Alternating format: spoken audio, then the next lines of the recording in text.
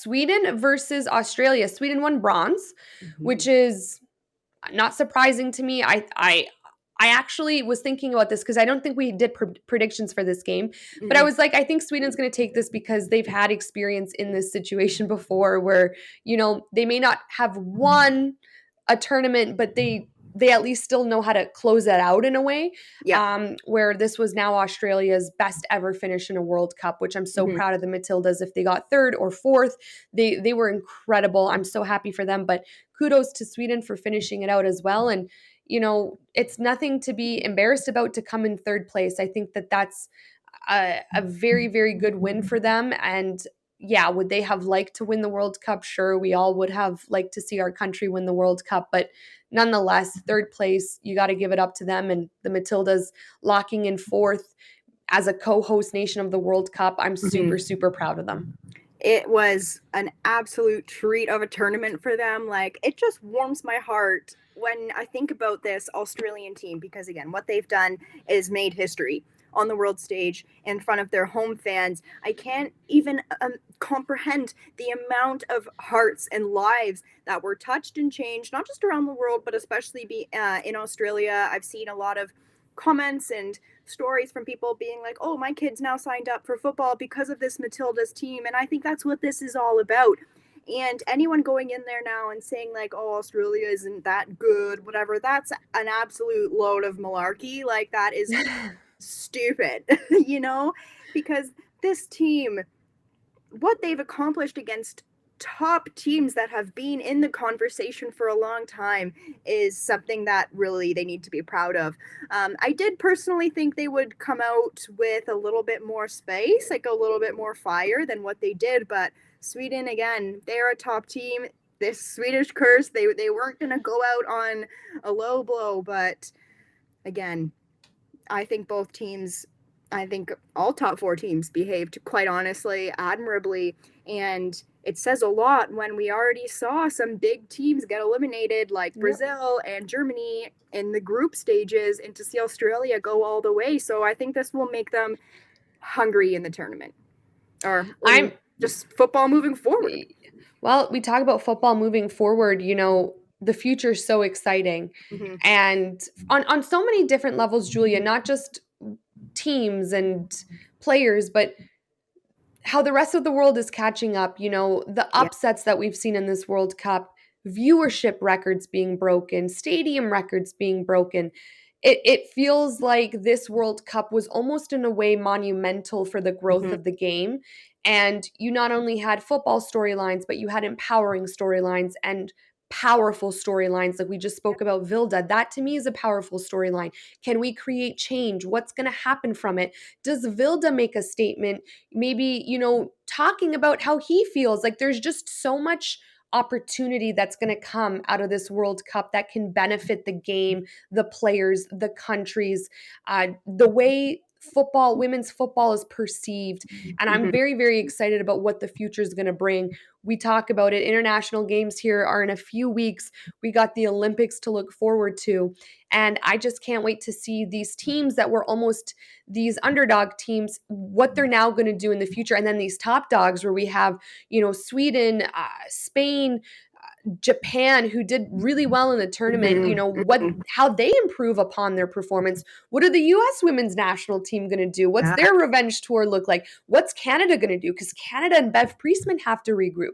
So I'm just so excited. There's so many things to look forward to. Colombia, Linda Casado, I want to see more of her nonstop. The reggae girls. It's just this World Cup from top to bottom has brought such a smile to my face because it was like a deep, meaningful World Cup. It wasn't just about football and winning games and lifting a trophy. There was a lot more depth in this World Cup than I had even anticipated. And I'm so glad that I watched it from top to bottom. And I'm just proud of all the teams and players. I really am. Yeah, I mean, I'm like low-key getting a bit emotional, to be honest, because I feel so blessed that we are in this moment right now, and it feels like a pivotal moment of change, of excitement, of pushing the limits and the boundaries of what were historical narratives in the past, but now have been broken, and the barriers are broken, and we're moving forward, I think, into a new era of the women's game. And I can't emphasize enough, like, how cool that is. And there are so many teams and so many players here that deserve so much more respect and are incredible. And it by any means, it could have been a very different final today just by how certain goals and momentums worked out. And I think that's what's really cool. And now, if you asked me who's going to win the Olympics next year, I would say I have no bloody clue because. And I think that's fabulous. And I think, again, like, what's so exciting is, like you mentioned, Caroline, the rest of the world has caught up, and the level of quality and technique and passion is better than ever before. We've seen not just incredible storylines on the pitch, but off the pitch too. You know, we're talking about inspirational people we've chatted about on this podcast, like Linda Casado, like Bunny Shaw. And now I just really want people to continue to generate this interest in the women's game.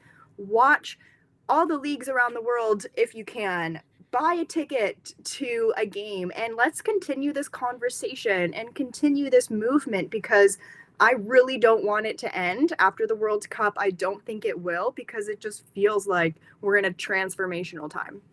I totally agree with you. I can't wait to see what happens next. And it's just crazy. Like I said, international games are right around the corner. And I feel like this is the constant conversation with football on the men's and women's side. It's just always moving, always something to talk about. And I'm really excited to see maybe what we can cover now with the Olympics and qualifiers and international games, if they're friendlies, because I'm going to be tuned into every single one, because I'm with you, Julia. If someone asked me who's going to win the Olympic Games, I don't know. I don't know, because I didn't anticipate South Africa, Colombia, Jamaica all getting into the round of 16, and Germany and who was one of the other big powerhouses who went home? Brazil and Canada. USA.